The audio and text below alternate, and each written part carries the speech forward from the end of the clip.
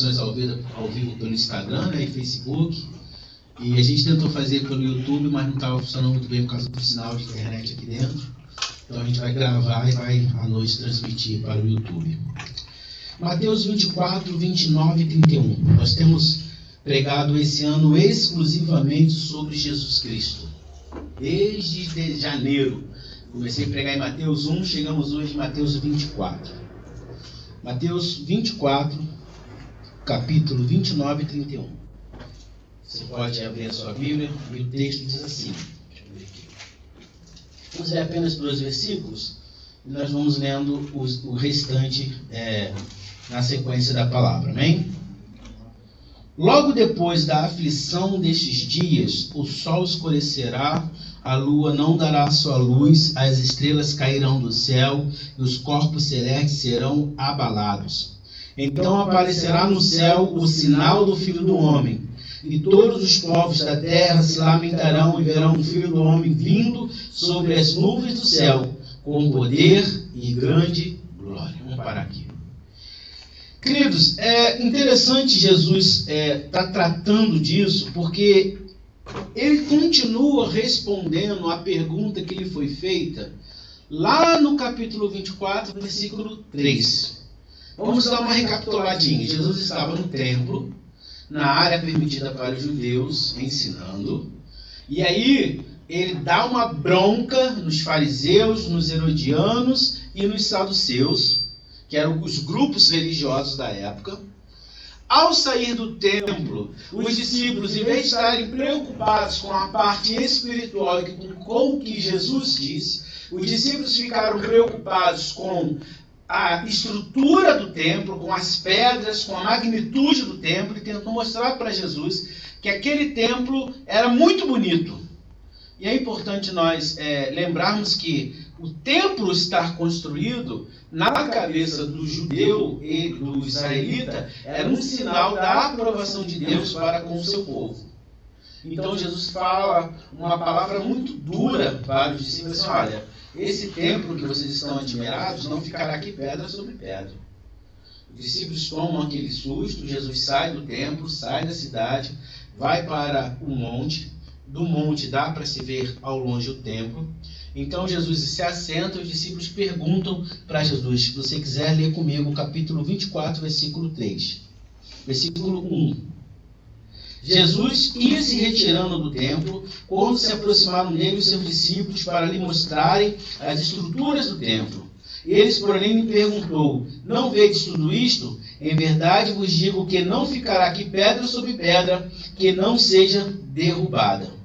Estando Jesus assentado no Monte das Oliveiras, aproximaram-se dele os discípulos, em particular, e lhe perguntaram, dize-nos quando acontecerão estas coisas, que sinal haverá da tua vinda e do fim dos tempos?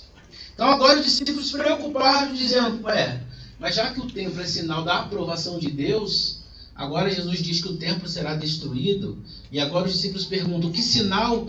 Então quando que isso vai acontecer? Quando que o Senhor vai voltar? Quando que isso, nos informe, não nos deixe sem saber. Então, todo o capítulo 24, Jesus vai decorrendo sobre isso. Chegou nesse momento, Jesus fala sobre o sinal. E aqui algumas coisas interessantes que nós podemos aprender sobre a vinda de Jesus e sobre como Jesus nos mostra que, repita comigo o tema da mensagem, o fim da dor, e da aflição, é Cristo. E ele começa agora falando esse segundo momento dessa sua explicação, agora no capítulo 24, versículo 29, ele começa dizendo assim, logo depois dessa aflição. Então ele vai falar ali sobre a aflição que o povo vai passar na destruição do templo, a gente já comentou isso nas últimas semanas. E ele fala, quando acabar a aflição, as coisas vão melhorar. Não. Olha só que interessante. Olha o que Jesus fala, quando acabar a aflição, logo depois da aflição daqueles dias, o sol vai se escurecer e a lua não dará a sua luz. Fica comigo, o que era ruim ficou pior. Já repararam, irmãos, que quando a gente está afligido, o próximo passo é as coisas piorarem? E aí a gente tem que entender algumas coisas. Primeiro, o que é aflição? Segundo o dicionário disse, aflição é condição de quem está aflito, angustiado, preocupado, sentimento causado pelo desgosto, tristeza ocasionada por alguma dificuldade. Então a aflição ela pode ser por motivos externos, mas ela é um sentimento interno. A aflição ela pode ocorrer por causa de problemas, mas a aflição, se sentir aflito, é um sentimento. Então é algo que está dentro de você. A aflição ela habita dentro da pessoa. E aí uma coisa interessante, a aflição ela vem, segundo o dicionário Origem das Palavras, ela vem do latim affligere. No latim quer dizer a mais, quer dizer colocar bastante, adicionar. E fligere, bater, socar, dar uma pancada. Então a aflição é bater constantemente, apanhar, bater ou dar pancada, mais pancada, mais pancada, mais batidas. Ou seja, esse sentimento de aflição vem quando você passa por uma situação ou várias situações de maneira repetida. É quando já está demais. Quem aqui nunca disse? Cara, tá demais. Tá difícil demais. Eu não suporto mais. Não tá complicado demais. E você não consegue ver saída nas situações ou naquela situação específica e por isso você se sente em aflição. O livro de Provérbios diz que a demora numa resposta adoece o coração. Quando você apanha a primeira vez, quando acontece uma má notícia, quando você recebe algo, acontece algo fora do seu controle, e pum, aconteceu, beleza, você olha aquilo, não, dá para resolver, vamos resolver. Mas se começa a acontecer uma, duas, três, repetidamente, isso vai tirando a sua energia, vai tirando o seu gás, vai minando às vezes até mesmo a sua fé. E aí você se sente aflito. E é isso que eu estou dizendo, olha, virão acontecimentos que serão contínuos. E as pessoas ficarão aflitas, porque elas estarão apanhando continuamente. Só que quando isso acontece, infelizmente o próximo passo não é você ter um refrigério de cara, porque a aflição ela traz escuridão.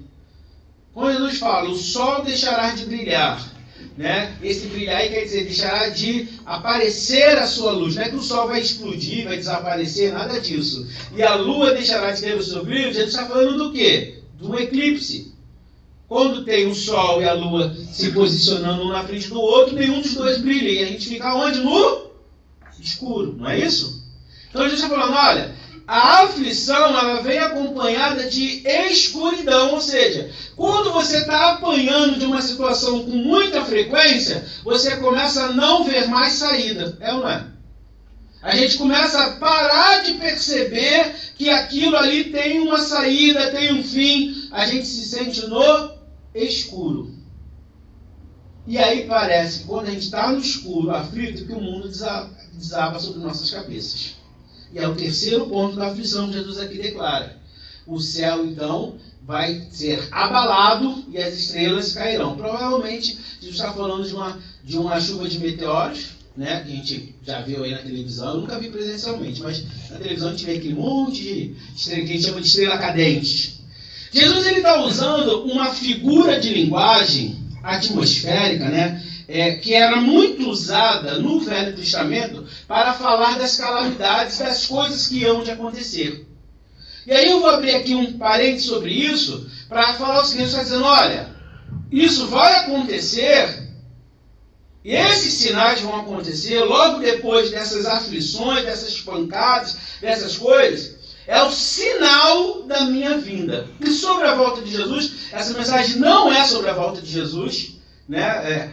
Falar sobre a volta de Jesus numa só pregação acho muito complexo, prefiro tratar isso com a igreja em estudos bíblicos, mas eu quero apenas dar uma pincelada, né? Jesus está falando, olha, isso é um sinal que eu estou para voltar e arrebatar a minha igreja. Para quem nunca ouviu falar sobre arrebatamento, arrebatar quer dizer tirar com força, tirar de maneira instantânea. Nós cremos que um dia Jesus virá sobre as nuvens para buscar a sua igreja e levar a sua igreja aos céus. E aí existem 3 pensamentos.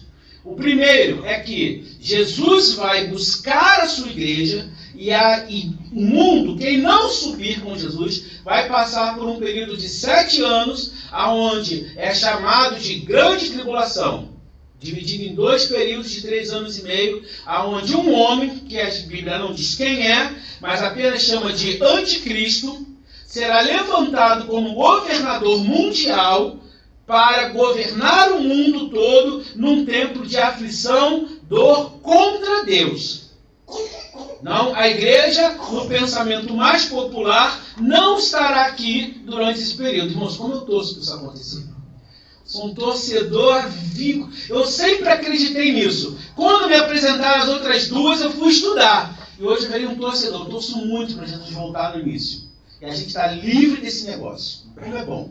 Porque vai ser um tempo de dor, de desastres naturais. A Bíblia fala pelo menos umas 2 vezes que 1/3 da terra vai morrer. Umas 2 vezes. Ela fala que vai ter as trombetas, aí vai. Você tem ideia? Vou falar para você uma das coisas que vai acontecer. Está lá no livro de Apocalipse. Que o seu trabalho de um dia vai dar para você comprar uma única refeição. Um punhado de trigo por 1 denário. Isso quer dizer que você vai trabalhar o dia inteiro, não importa qual a sua profissão. Entendeu? E você vai ganhar, vai dar para você comprar um punhado, uma refeição. Imagina agora, você pai de família, no final do dia tem dinheiro para comprar uma quentinha. Tá tudo caro. Já basta que a gente já paga. Tá tudo caro. Entendeu? Vai trabalhar o dia inteiro por um bolso. Por uma refeição apenas. Uma quentinha. E daí vai, desastres naturais, terrível.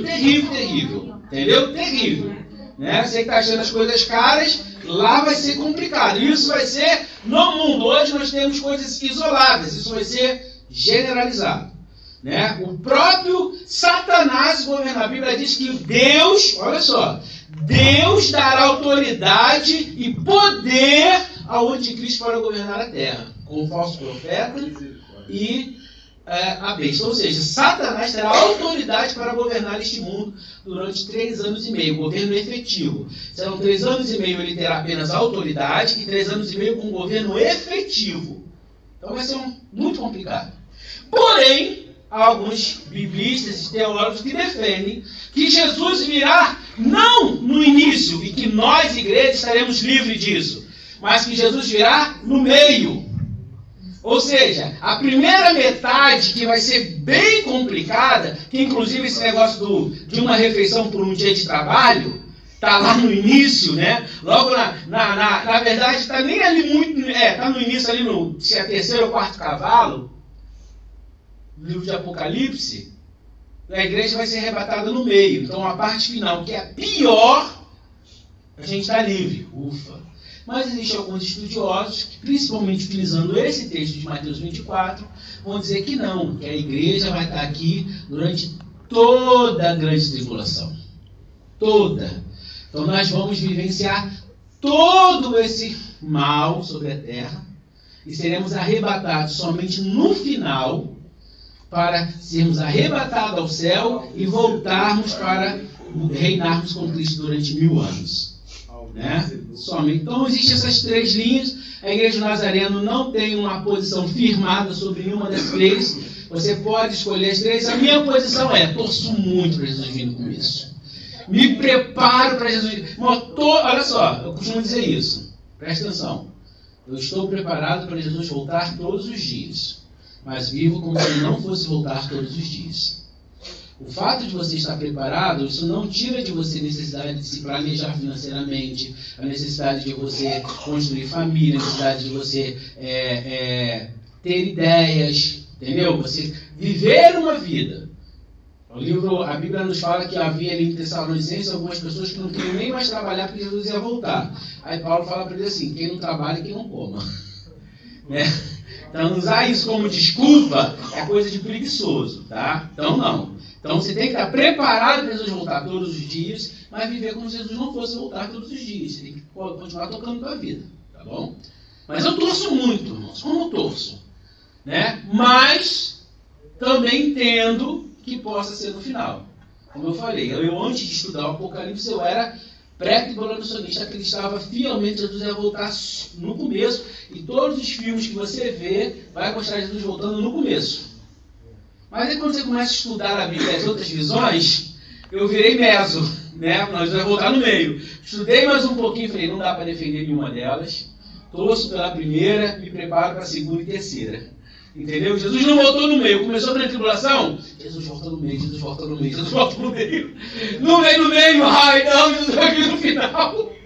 É mais ou menos assim. Mas essa mensagem não é sobre a grande tribulação. Nós não vamos tratar sobre esse assunto, mas é o pano de fundo do que Jesus está ensinando aqui. Eu quero trazer nessa mensagem o que Jesus nos ensina sobre como passar pelas aflições. Então, queridos, entendendo bem o que é isso, nós vamos perceber então que depois da aflição vem a escuridão, e depois da escuridão parece que o céu cai sobre nossas cabeças. Então vem um sinal que aparece para agir e mostrar Jesus com todo o seu exército. E é importante nós notarmos isso porque para os ímpios há repentina destruição, para os filhos há o sinal de salvação. Repita comigo, para os ímpios a repentina destruição. Para os filhos há um sinal de salvação. Olha o texto que diz aqui comigo, versículo 30. Então aparecerá no céu o sinal do Filho do Homem. Jesus apareceu, imagina, Jesus no cavalo branco, na sua corte escrito Santo dos Santos. Não sei que vai fazer barulho na nuvem, mas deve fazer um potoque. Eu, se fosse Deus, botava um potoque bonito, olha. Aquele barulho de trovão, conforme o cavalo vai andando, vai dando aquele trovoada. Imagina só, glória! Vai ser um negócio tremendo, o mundo todo vendo. Rapaz! Vai ser um negócio assim maravilhoso. Será um sinal do Filho do Homem. Olha só o que vai acontecer. E todos os povos da terra lamentarão e verão o Filho do Homem vindo sobre as nuvens do céu com poder e grande glória. Os povos vão lamentar. Irmãos, quando Deus agir na sua vida, o ímpio ele não vai se alegrar, ele vai lamentar. Davi uma vez escreveu, prepares uma mesa perante mim na presença dos meus inimigos, ou seja, me honre diante dos meus inimigos. Quando Deus agir na sua vida, as pessoas que não buscam a Deus não irão se alegrar, elas irão lamentar. Elas irão ficar chateadas, aborrecidas, porque quando Deus entra no negócio, irmãos, Ele entra para consertar o negócio. Ele entra para acabar com toda impiedade, com todo o pecado e com tudo aquilo que a impiedade e o pecado trazem junto consigo. Então, irmãos, entenda uma coisa. Se você começar a orar por alguém, buscar a Deus por alguém e começar a trazer o mundo espiritual para aquilo ali, vai acontecer, irmãos, um negócio ali, o negócio vai mexer. Vou trazer essa família que a gente estava, né? Estava lá, vivendo a vidinha deles, né? Tudo ruim, mas tocando a vidinha deles. A gente trouxe para o reino, começou a orar. O que está acontecendo no mundo espiritual? Os ímpios vão lamentar, as coisas vão acontecer. Deus não age em lugar bagunçado. Deus só age em coisa organizada. Então a primeira coisa que Ele faz é colocar cada coisa no seu lugar. E aí olha só o que a Bíblia diz que Jesus vai fazer. Os ímpios, enquanto os ímpios lamentam, E ele enviará os seus anjos, versículo 31, com um som muito forte de trombeta, aos quais ajuntarão os seus escolhidos desde os 4 ventos, a uma e a outra extremidade dos céus. Ou seja, Deus vai juntar em si aqueles que são escolhidos. Quando Deus, irmãos, começa a entrar na situação, Ele traz quem é dele para perto dele. A Bíblia fala, chegai-vos a Deus e Ele se chegará a vocês, a vós. Deus, Ele vai trazer quem é dele para perto dele e vai fazer separação entre o santo e o profano. Ele vai mostrar quem é. Eu gosto muito, irmãos, de Gênesis capítulo 1. A Bíblia diz o seguinte: no princípio criou Deus os céus e a terra. E a terra estava sem forma e vazia. E havia trevas sobre a face do abismo. Então estava sem forma, ou deformado, vazio, um caos, abismo, trevas. Qual é a primeira coisa que Deus fez? Haja luz. Ou seja, Ele mostra. Se você começar a orar por alguma questão, irmão, Deus vai começar a mostrar o que está de errado. Deus não conserta sem antes revelar. Deus não conserta sem antes organizar. Deus antes não conserta sem antes mostrar para todo mundo a verdade. Porque Deus é Deus de verdade. João 8,32. Graças a Deus é um versículo que o Brasil todo conhece agora, né? Conhecereis a verdade e a verdade vos libertará. Mas esse versículo não é do presidente, é do Senhor Jesus. É a palavra dele. Se você quer que Jesus entre na sua vida, prepare-se para conhecer as verdades sobre a sua vida. Prepare-se para saber as coisas de verdade, porque Deus não age na mentira. E aí eu vou te dizer uma coisa, você vai começar a se decepcionar com algumas pessoas que são falsas, que você achava que podia confiar e você não pode. Sabe por quê? Porque os ímpios vão lamentar e você vai estar perto de Deus. E ninguém que fica perto de Deus consegue viver na mentira. Deus vai te separar de um, vai te afastar de outros, vai falar assim, olha, não se mete naquilo, não se envolve naquilo outro. Deus vai te juntar perto dele. E aí tem uma coisa, irmãos, que é maravilhosa. Repita comigo assim, depois da aflição, eu vou ficar.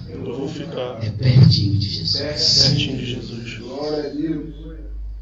Está passando por aflição, está na escuridão, parece que o mundo está caindo sobre você. Calma. Daqui a pouco os anjos de Deus vão vir buscar você e você vai ficar pertinho de Jesus. Aleluia.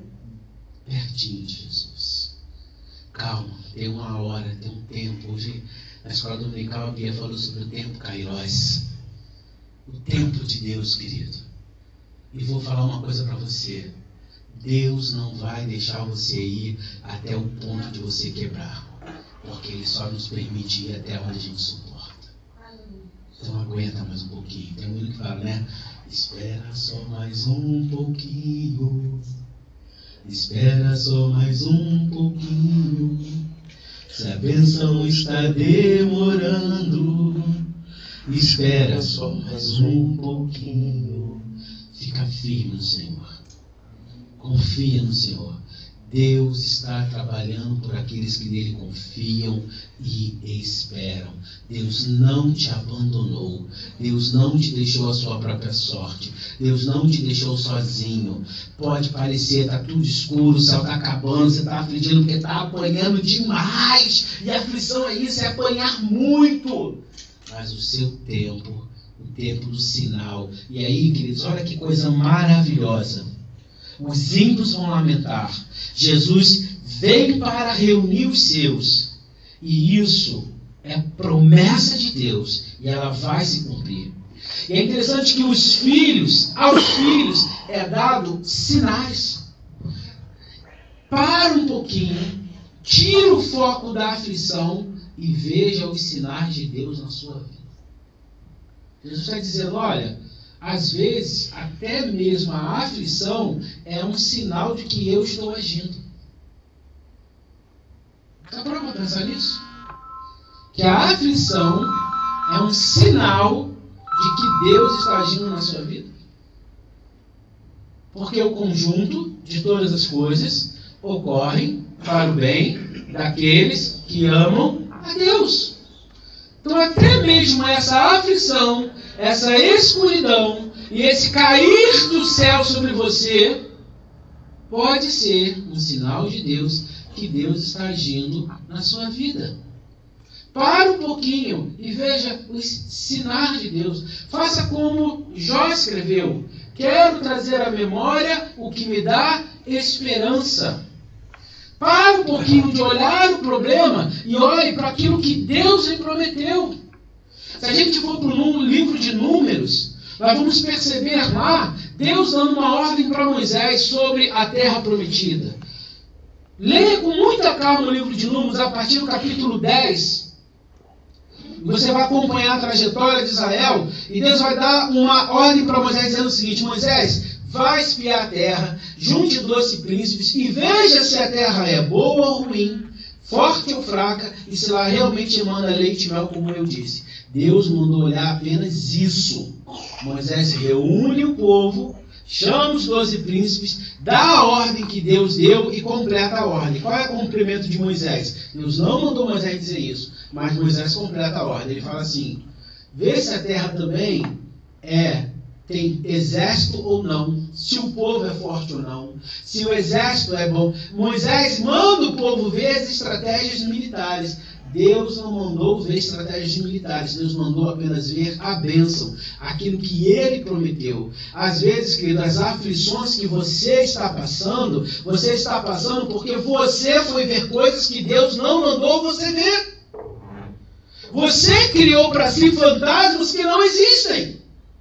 Porque Deus disse: olha, eu vou te dar. A primeira coisa que a gente faz é como? É ou não é? Como, Deus? Como é? Né? Como pode ser isso? Né? Vou dar um nome a isso, né? Síndrome de Sara. Quando o anjo falou: você vai engravidar, daqui a um ano você vai ser. Como que vai ser isso? Eu já sou uma velha, meu marido também. Eu já não tenho. Já acabou meu ciclo. Né? Meu ciclo feminino já acabou, meu marido, coitado.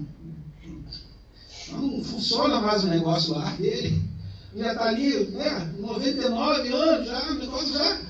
Aí Deus vai, faz aliança com Abraão, manda o homem dormir, acho que deve fazer uma cirurgia, Abraão. Os estudantes dizem que uma cirurgia, Abraão. Deu uma levantada no homem, o homem olha para Sara. Sara, você está linda, mulher! Val! E nasce Isaac. Deus faz coisas, irmãos, no tempo dele. Pare de perguntar para Deus como. Pare de falar com Deus: Senhor, mas como? Deus não precisa da tua imaginação para te abençoar. Eu tenho uma coisa com Deus, eu não sei se você tem, mas eu tenho.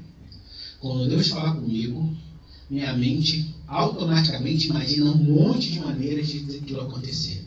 São todas as maneiras que não vão acontecer. E Deus, Ele tem uma capacidade de me surpreender, que eu falo: puxa, Deus, a maneira que você pensou provavelmente não será a maneira que Deus vai fazer. Deus não precisa da tua criatividade para te abençoar. Mas olha os sinais de Deus. Olha as coisas que Deus já falou com você. Olha o quanto Deus te ama. O agir de Deus vem precedido de sinais. E aí uma outra coisa que eu aprendi com Deus na minha caminhada com Deus é: toda vez que tiver que vir uma bênção para você, o diabo vai colocar na sua frente antes uma coisa como maldição parecida com a bênção. Repara o seguinte, que o texto diz, por último, lá na aflição, o seguinte, lá no versículo 29, a lua não dará sua luz e as estrelas cairão do céu e os corpos celestes serão abalados. Aonde serão os sinais? No céu. De onde vai vir o filho do homem? Do céu. O diabo vai tentar fazer você ter medo daquilo que vai vir à tua bênção. Escuridão, abalos, estrela caindo. Não quero nem mais olhar para o céu, estou com medo do céu agora. Aí o que acontece? Vem um sinal do Filho do Homem no céu. Jesus aparece com poder e glória no céu. Talvez aquilo que o diabo está tentando te amedrontar é para você tirar o foco de onde vai vir a tua bênção. É para você tirar o foco, para você ter medo. Normalmente, quando Deus quer te abençoar, Ele vai te oferecer uma proposta antes, só que menor. Ele tentou fazer isso com Jesus. Levou Jesus para o alto do pináculo e ofereceu para Jesus o quê? Os reinos deste mundo. Tudo, olha, a Bíblia é clara. A Bíblia não fala que Satanás mostrou o mundo. Mostrou os reinos do mundo. Porque o diabo só pode agir aonde o homem está por causa do pecado. O homem que trouxe o pecado para dentro da natureza. Então, quando a Bíblia fala que o mundo é do maligno, é onde o homem está. A natureza sem homem funciona perfeitamente, não é? O ecossistema sem homem, ele funciona perfeitamente. Só que o diabo, o Deus tinha dado autoridade ao homem sobre a natureza, o homem pega essa autoridade e dá para o diabo com o pecado, e o diabo agora reina através do homem em pecado. Então o diabo fala, vamos parar a briga aqui, Jesus, não precisa do senhor ir para a cruz. Cruz para quê? É sofrimento, uma tapa na cara, cuspe, ficar sangrando, para com isso. Dá uma douradinha aqui em mim, só uma assim, abaixa a cabeça assim, fazer um cumprimento japonês, e eu te dou os reinos do mundo, tá de boa, então, a gente fica em paz. Qual a resposta de Jesus? Não, eu vou para a cruz. Somente o Senhor teu Deus adorarás, somente a Ele servirá. Ele está dizendo, Satanás, eu quero a cruz, eu quero tapa na cara, eu quero cuspir na cara, eu quero ser traído, eu aceito isso tudo. Mas 3 dias depois que Jesus ressuscita e fala, sabe o quê? Todo o poder me foi dado nos céus e na terra. O diabo ofereceu para Jesus apenas os reinos deste mundo. Jesus ganhou autoridade sobre todo o universo. Cuidado com aquilo que o diabo te oferece, que é sempre um pouquinho menor do que... Um pouquinho não. É sempre menor do que o Deus tem, mas é bem mais fácil. Cuidado com as facilidades. Né? A gente costuma dizer, só é enganado com um golpe aquele que quer dinheiro fácil. Né? Celular, uma vez eu fui fazer a visita, a irmã falou, ai pastor, o que foi? Eu fui enganada. Como assim você foi enganada? Porque eu vi um anúncio de um iPhone 10 por R$1.500. Eu falei, é mesmo? E aí eu depositei o dinheiro e a pessoa sumiu. Aí eu tive que imitar aquele cara da internet, né? Como é que você vai comprar um iPhone por R$1.500 de alguém desconhecido depositando dinheiro sem ver o aparelho? Só quem quer coisa fácil que é enganado, né? Esses golpes assim, ou então é uma pessoa que não tem instrução, pessoas idosas também, às vezes são iludidas, né? Mas é uma pessoa esclarecida, né? Pessoas, está em perfeitas faculdades. Quando quer uma facilidade muito grande, você tem que desconfiar. O diabo ele age nisso, na tua vontade de ter coisa fácil. E a Bíblia fala que você vai ter do suor do seu trabalho. Você não vai ter as coisas com tanta facilidade. Então, quando você quiser algo muito fácil, né? Não, é facinho, vamos dar um jeitinho aqui. Bom, vai dar ruim, vai quebrar, vai dar errado. Né? Essa semana, umas 2 semanas atrás, eu fui fazer um serviço lá em São Paulo. Aí a Bia foi comigo, a gente chegou, fomos almoçar. E aí a gente almoçou e pedimos lá um prato. O nosso prato não vinha batata frita. E estávamos prestes a esperar o cliente. Aí o rapaz veio me servir e botou aquela porção bonita de batata frita assim. Aí eu peguei e falei assim, aqui Bia, você pediu isso? Não, eu pedi isso não. Aí eu fui lá e devolvi pro garçom. Falei, olha, a gente não pediu batata frita. Aí eu falei, mas que diabo sem vergonha, né? Querer que eu me suje com Deus para dar batata frita, Satanás. Esse demônio paulista não me conhece não. Esse capeta paulista não me conhece não. Vou me sujar com Deus na porta de ver um cliente por causa da batata frita? Pode. O crente tem que ser limpo em tudo. Eu não dou esse exemplo assim banal, mas o diabo ele vai sempre colocar uma facilidade para tentar te sujar com Deus. E às vezes é um negocinho pequenininho que você perde uma coisa enorme. Seguindo aqui, queridos. Os filhos de Deus é dado sinais. Aos ímpios é dado juízo repentino. Versículo 36 a 44 diz assim, Quando o dia e a hora ninguém sabe, nem os anjos do céu, nem o Filho, mas somente o Pai. Como foi nos dias de Noé, assim será também na vida do Filho do Homem. Pois assim como nos dias anteriores ao dilúvio, comiam, bebiam, casavam e davam-se em casamento, até o dia em que Noé entrou na arca, e não perceberam até que veio o dilúvio e levou todos. Assim será também a vinda do Filho do Homem. Quando 2 no campo, será levado um e deixado o outro. Estando duas moendo o moinho, será levado um e deixado o outro. Porquanto vigiai, porque não sabeis a que hora há de vir o vosso Senhor. Entendei, pois, isto: se o pai de família soubesse a que horas viria o ladrão, vigiaria, e não deixaria que sua casa fosse arrombada. Por isso, estai vós também atentos, porque o Filho do Homem virá numa hora em que não esperais. Irmãos, quando Deus age, e às vezes Deus age de forma repentina, para nós é bênção, é aquela surpresa de Deus que você não está esperando. Para o ímpio é juízo. Para o ímpio é problema. Para o ímpio é algo que vai acontecer com ele e vai rebentar com ele. Você tem que estar preparado, tem que estar vendo os sinais, mas tem que saber que Deus é o seu sustento. Jesus fala assim, vigiai. Irmãos, quantas vezes a gente perde por não vigiar? Por não ler os sinais, por não perceber as pequenas coisas, por ignorar as pequenas coisas. Por ignorar as coisas. Aí depois que acontece, eu falo, puxa, bem que eu fui avisado, aconteceu aquele negócio e não prestei atenção. Por isso, vigiai. Deus fala, vigiem. Fiquem num estado em que você não seja surpreendido. Aos filhos é dado sinais, mas também vai acontecer coisas repentinas. Só que tanto o sinal quanto as coisas repentinas virão para você como forma de bênção.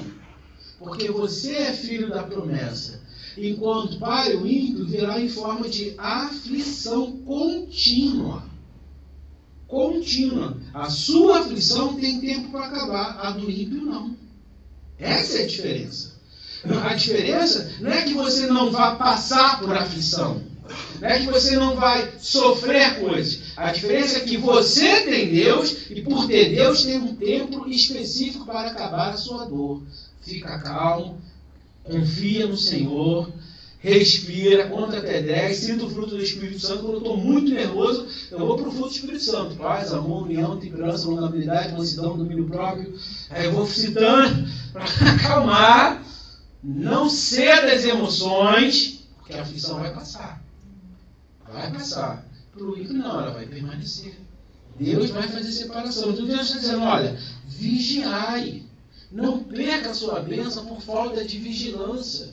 Não perca a sua bênção por falta de observar as coisas ao seu redor. Observe os sinais. E aí você pode escolher. Qual escolha devo fazer? Qual é o tipo de servo que você quer ser diante de Deus? Versículo 41 a 51 fala de 2 tipos de servos. Abre comigo aí, 24. Versículo 45, melhor. Quem é, pois, o servo fiel? Está falando de você, amém? Ih, vou tentar de novo. Quem é, pois, o servo fiel? Está falando de você, amém? Amém. Agora sim. Quem é, pois, o servo fiel? O prudente é quem o Senhor encarregou de sua casa para dar o sustento a seu tempo. Bem-aventurado aquele servo a quem o Senhor, quando vier, achar servindo assim. Em verdade vos digo que lhe confiará todos os seus bens. É o ser fiel no pouco, sobre muito serás colocado. Tudo que tem nos céus e na terra, a Bíblia diz que pertence a Deus. Seja um mordomo fiel das coisas de Deus. Está ganhando um pouco, em vez de falar que esse salário de miséria não dá para nada, agradece a Deus e seja fiel com Ele. Seja fiel a Deus nas pequenas coisas. Seja fiel a Deus nas coisas do dia a dia. E você vai ver que Deus vai te colocar coisas ainda maiores. Você, irmãos, emprestaria algo para alguém que já foi desleixado com as suas coisas? Sim ou não?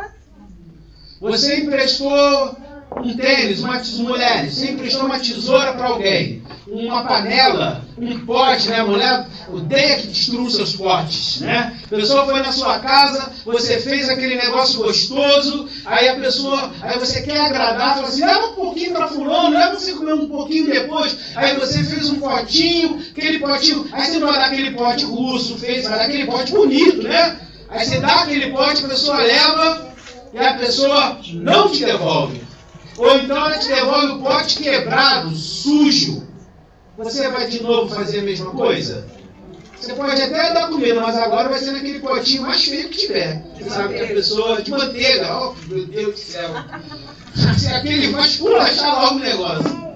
Entendeu? Por quê? Porque a pessoa foi desleixada com as suas coisas. Irmãos, a tua família é de Deus. O teu trabalho é de Deus, a tua rua é de Deus, tudo é de Deus, o teu carro é de Deus. Cuide bem, que Deus vai te acrescentar mais. Cuide mal, e você irá perder. É simples. Fica comigo. Cuide bem, e Deus irá me dar mais. Cuide mal, eu vou perder. É simples. Se você não é fiel a Deus no pouco, não pode ganhar o muito. É incompatível. É incompatível. E aí Jesus fala do servo mau, versículo em diante. Ele diz, olha só.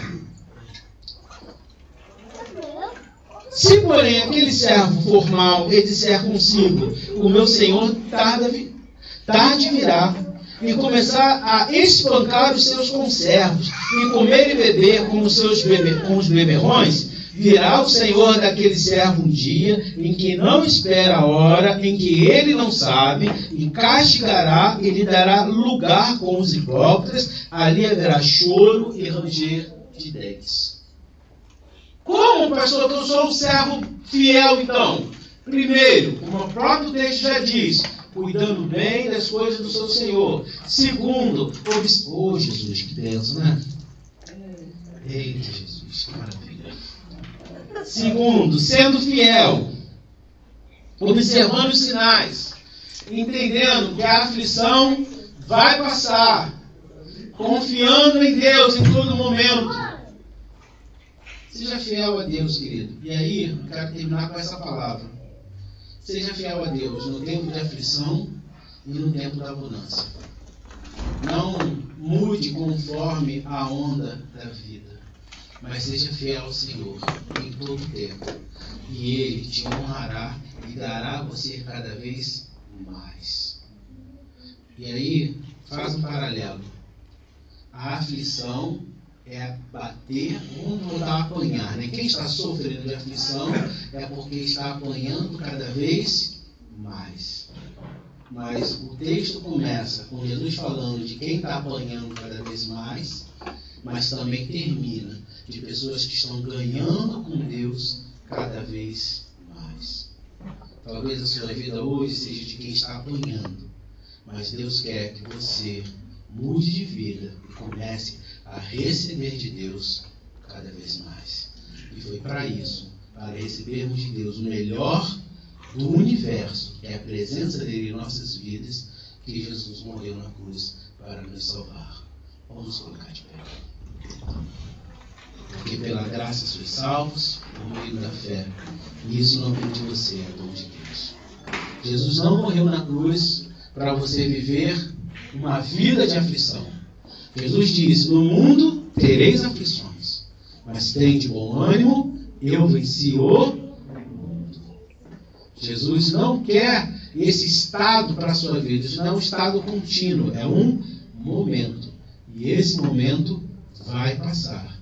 Tão somente seja fiel. Fidelidade é a raiz da vitória. Senhor, obrigado. Obrigado porque o Senhor tem nos fortalecido e nos ensinado a Tua palavra.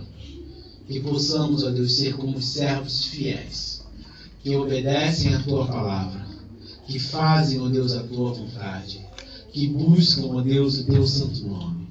Servos fiéis, ó Deus, que estão em Ti todos os dias, todos os momentos, ó Pai. Senhor, em nome de Jesus, colocamos as nossas vidas perante o Senhor. E que, ó Pai, possamos nos achegar perto de Ti cada dia mais, através da Tua cruz. Porque para sermos salvos, ó Deus, precisamos ser fiéis a Ti. Assim oramos, ó Pai, e lhe somos gratos. Em nome de Jesus. Amém. Você pode